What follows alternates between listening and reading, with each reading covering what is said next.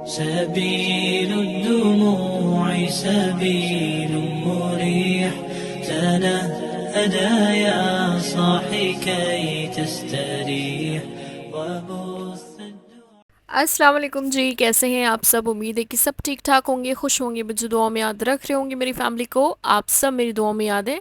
आज की miracle story बहुत ज़बरदस्त है। इंशाल्लाह आप सुनेंगे तो आप भी मोटिवेट हो पाएंगे। और मैंने जैसे पहले भी कहा है कि आप लोग जो वज़ाइफ कर रहे हैं, जो स्टोन्स लेते हैं या नक्श लेते हैं या कुछ भी रीडिंग्स करवाते हैं, तो आपने ट्रस्ट रखना है अल्लाह ताला पर। इंशाल्लाह इंशाल्लाह आपका काम ज़रूर बनेगा। चलिए जी, अब वीडियो की तरफ चलते हैं और सुनते हैं प्यारी सी मिरेकल स्टोरी। सलाम आपी, उम्मीद है आप अच्छी होंगी। आपी, आज मैं भी अपनी मिरेकल स्टोरी आपसे शेयर करना चाहती हूँ। माशाल्लाह से आपी, मुझे भी आपके वजीफ़े से बहुत ज़्यादा अच्छा रिज़ल्ट मिला है। इससे पहले मेरी कज़न ने भी अपनी मिरेकल स्टोरी आपसे शेयर की थी और आज अल्हम्दुलिल्लाह मैं भी अपनी स्टोरी आपसे शेयर कर रही हूँ। आपी, मुझे आपके बारे में मेरी कज़न से ही पता चला था और मेरी कज़न की भी माशाल्लाह से लव मैरिज हुई है। मैं जिन्हें पसंद करती हूँ वो भी मुझे बहुत ज़्यादा पसंद करते थे। हम दोनों की फैमिली को भी इस रिश्ते से कोई इशू नहीं था और माशाल्लाह से सब कुछ फिक्स था। जब वो अपनी एजुकेशन कंप्लीट कर लेंगे तो हमारी एंगेजमेंट होनी थी। सब कुछ माशाल्लाह से बहुत अच्छा था, कोई प्रॉब्लम नहीं थी। वो मेरी ममा की फ्रेंड के बेटे हैं, इसलिए रिश्ता पर सबसे ज़्यादा मेरी ममा और उनकी ममा बहुत ज़्यादा खुश थी। हम दोनों के ख़ानदान में भी सबको पता था कि हमारा रिश्ता होने लगा है, क्योंकि उनकी मम्मा हर ईद पर मुझे गिफ्ट्स भेजती थी। उनका सिटी चेंज था, फिर भी बर्थडे पर सेलिब्रेट करने के लिए वो हमारे घर ज़रूर आती थी। सब कुछ इतना अच्छा था कि मैंने कभी सोचा भी नहीं था कि मेरी लाइफ में शादी को लेकर कोई प्रॉब्लम हो सकती है। इनफैक्ट मेरी कज़न और मेरी फ्रेंड अक्सर मुझ पर रश करती थी कि मैं जिसे पसंद करती हूँ वो भी मुझे पसंद करते हैं और हमारी फैमिली में भी इस रिश्ते से इतना ज़्यादा सब कोई खुश है। जब उनकी यूनिवर्सिटी एंड होने वाली थी तो मैंने नोटिस किया कि वो मुझसे बहुत कम बात करने लगे और ज़्यादातर मैं उन्हें मैसेज करती थी, उन्हें कॉल करती थी। जब भी मैं उन्हें कॉल या मैसेज करती थी तब वो मुझसे ज़्यादा बात नहीं करते थे, हमेशा बिज़ी होने का बहाना कर देते थे, कॉल बंद कर देते थे। लेकिन मैंने इस बारे में ज़्यादा सोचा नहीं, मुझे लगा कि शायद वो सच में बिज़ी होंगे, इसलिए मैंने ये बात किसी से भी डिस्कस नहीं की। लेकिन जब उनकी जॉब लगी उन्होंने मुझसे बात करना तकरीबन तकरीबन ख़त्म कर ही दिया था। मैं उन्हें कॉल करती थी, वो मेरा कॉल ही रिसीव नहीं करते थे और मेरे मैसेज का रिप्लाई भी 1 से 2 दिन 3 दिन में देते थे।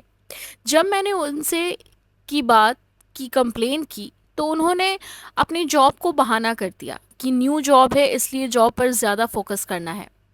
उनका वैलिड रीज़न था, इसलिए मैं उनकी बात पर रिलैक्स हो गई। वो ठीक ही कह रहे हैं, न्यू जॉब है तो ज़्यादा टाइम देना पड़ता होगा, इसलिए मुझे ज़्यादा टाइम नहीं दे रहे हैं। मैं इस बार भी उन्हें बात पर रिलैक्स हो गई। माशाल्लाह उनकी जॉब बहुत अच्छी जगह लगी थी, इसलिए मेरी मामा चाहती थी कि जल्द से जल्द हमारी इंगेजमेंट की जगह डायरेक्ट निकाह हो जाए। और ये बात जब मेरी मामा ने आंटी से की, आंटी आंटी भी राज़ी हो गई। लेकिन कुछ दिन बाद आंटी की कॉल आई और उन्होंने बताया कि उनके बेटे, यानी जिनको मैं पसंद करती हूँ, उन्होंने अभी निकाह करने से मना कर दिया है। अभी न्यू जॉब लगी है, इतना जल्दी निकाह नहीं करना चाहते।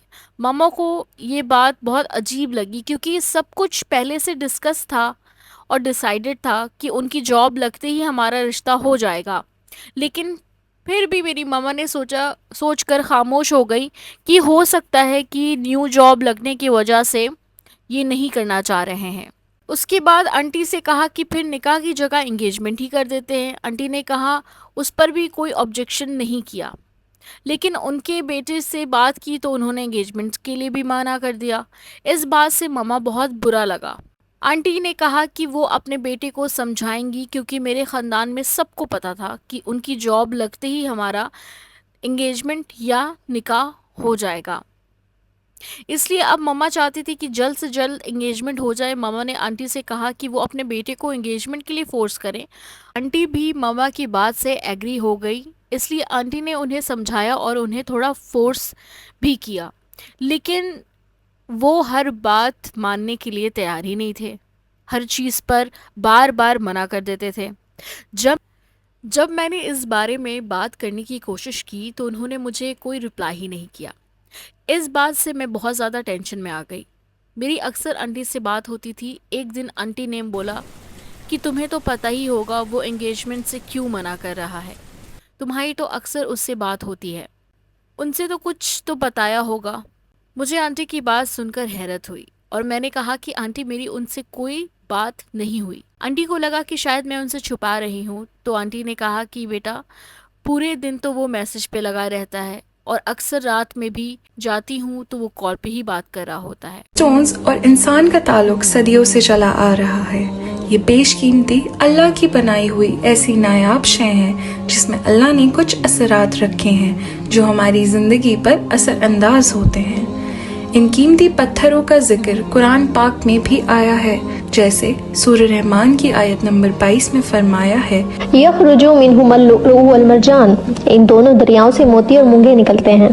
और आयत नंबर 58 में है, कअन्नहुमुल याकूत वल मरजान, गोया वो लाल और याकूत और मूंगा है। फबिअय्यि आलाइ रब्बिकुमा तुकज़्ज़िबान, और तुम अपने रब की कौन कौन सी नेमतों को झुटलाओगे।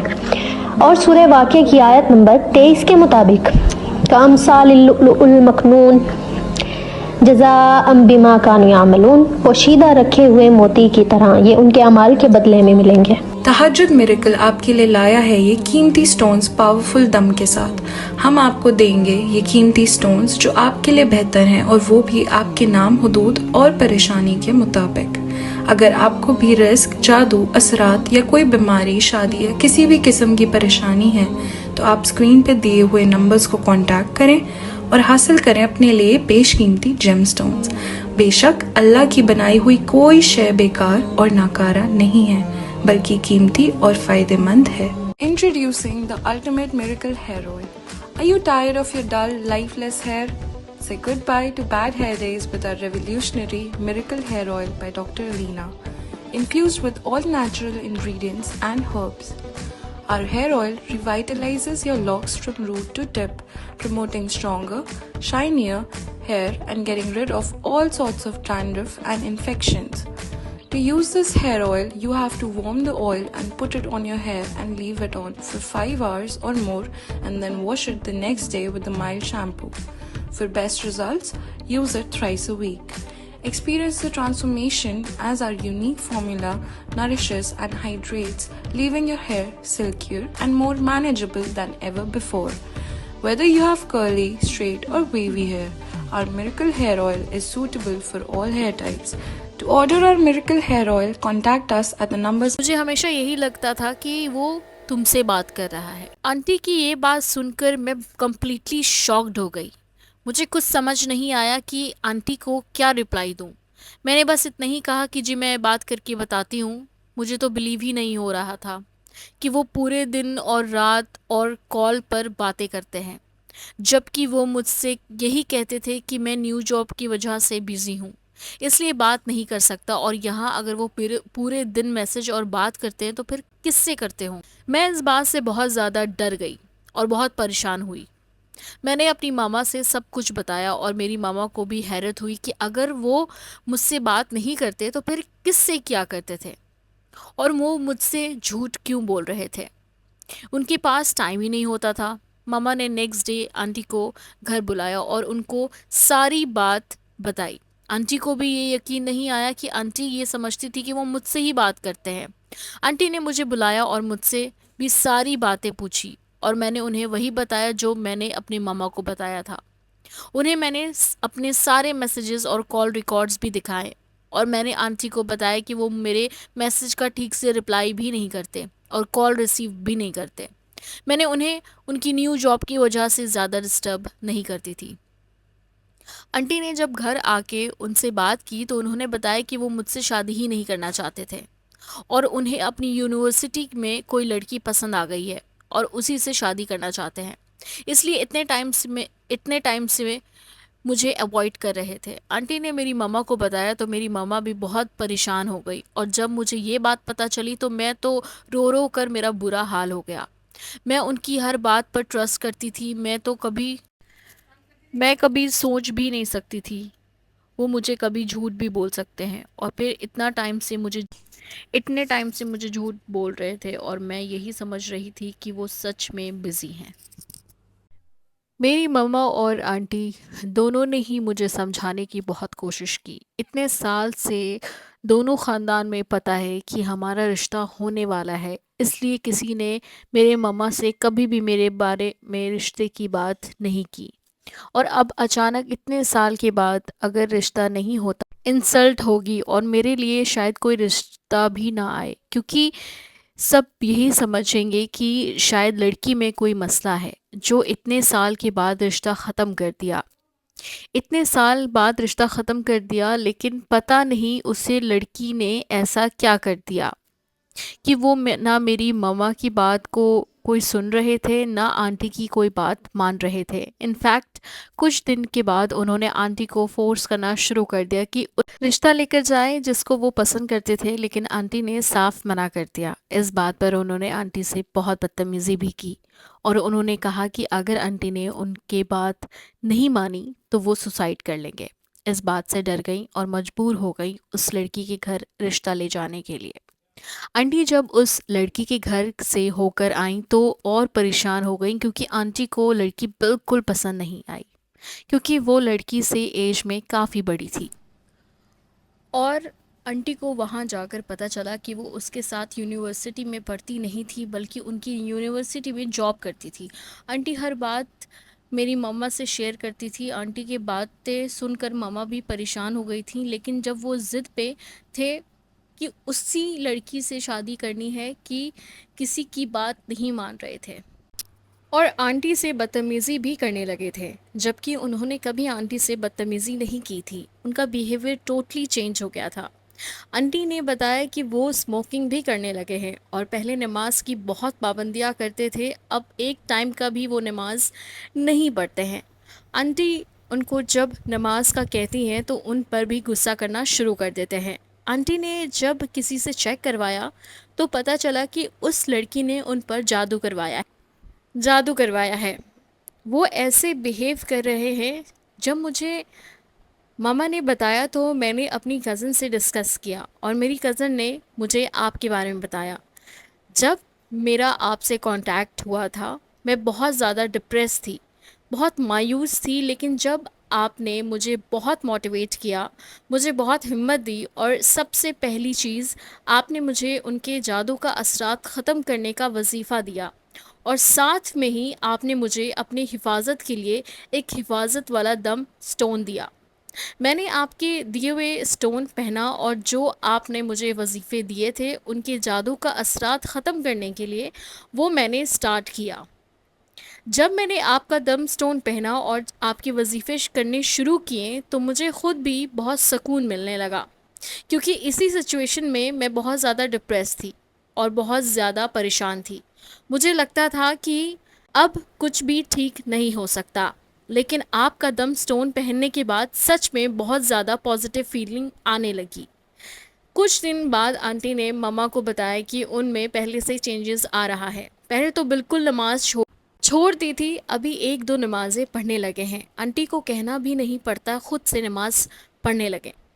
और जब आंटी से पहले की तरह बदतमीज़ी भी नहीं करते और उस लड़की का ज़्यादा जिक्र भी नहीं करते थे।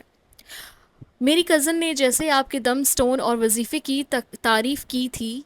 आपके दम स्टोन बहुत पावरफुल होते हैं और आपके वजीफ़े भी माशाल्लाह बहुत इफ़ेक्टिव होते हैं। तो मुझे इतना यकीन नहीं था, लेकिन जब मैंने ख़ुद एक्सपीरियंस किया तो मुझे अंदाज़ा हुआ कि सच में वो सही कह रही थी।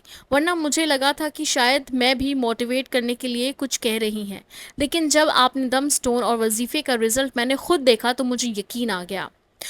उनको ठीक होने में काफ़ी टाइम तो लगा, लेकिन अल्हम्दुलिल्लाह वो बिल्कुल पहले की तरह हो गए।